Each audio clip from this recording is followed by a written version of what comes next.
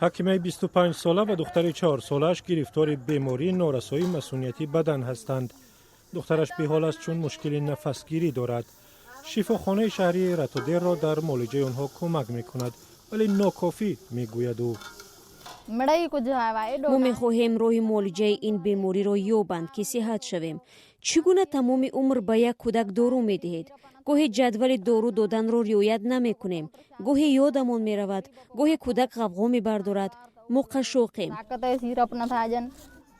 حکیمه ساکن روستای صبحانی شهر ولایت سندھ پاکستان است. هم تقدیرانش در این روستا زیادند. در این دهه 30 کودک گرفتار HIV ایدز هستند.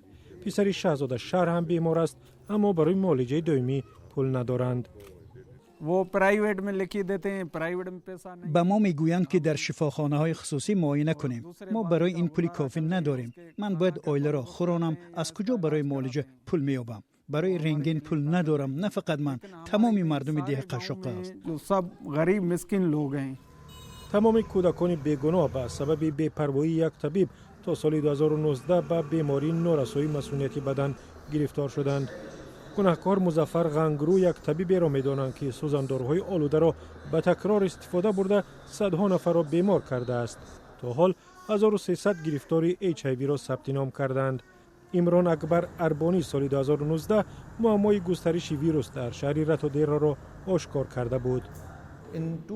در 2 ماه من 20 سرایت شده را معلوم کردم. همه اشان علامت های شبیه بیماری داشتند و به همه آنها ویروسی HIV سرایت کرده بود.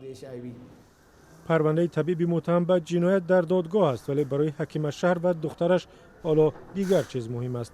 کمک برای ادامه معالجه تا حالش بهتر شود. احوالش اندکی بهتر شده است. پیوسته تب می کند و نفس تنگی دارد. حکومت به ما آنتیبیوتیک سپتران نمی دهد. هیچ گونه ویتامین نمی دهند. این مگر کمک از طرف حکومت است؟